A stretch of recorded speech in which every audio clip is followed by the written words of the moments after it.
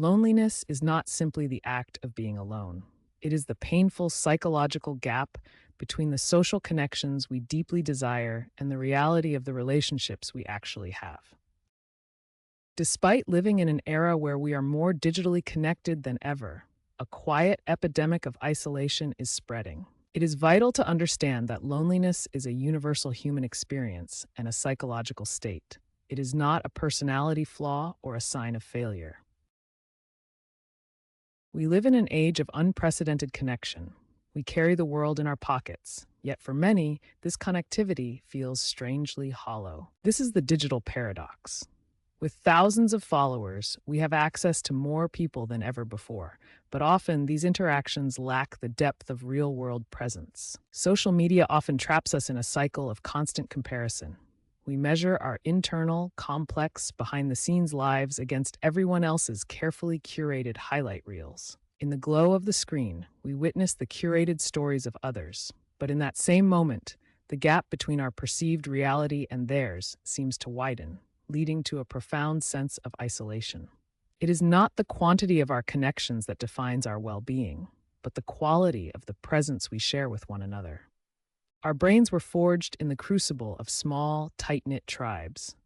For our ancestors, belonging was not just a social preference, it was the primary requirement for survival. When we feel lonely, our ancient brain misinterprets the experience. It signals a survival threat, registering isolation with the same biological urgency as hunger or thirst. This triggers a surge of cortisol, our stress hormone. We become hypervigilant, scanning the social environment for rejection. Ironically, this biological defense makes us feel more guarded and distant, deepening the trap. Our physical landscape has shifted.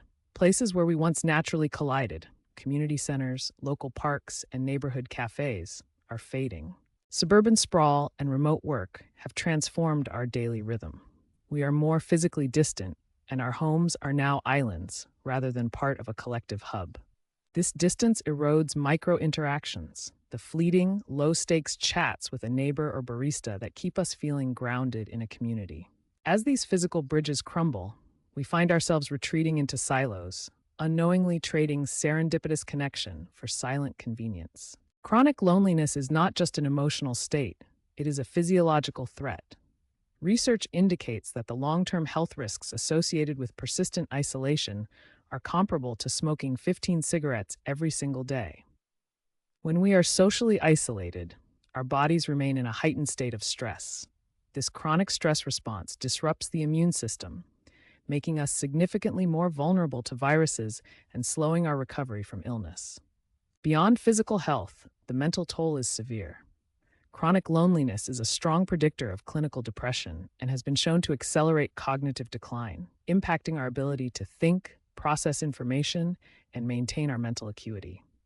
Our social lives are often built on thin ties. These are the quick likes and comments that populate our digital feeds. They provide a sense of presence, but often lack the weight of true connection.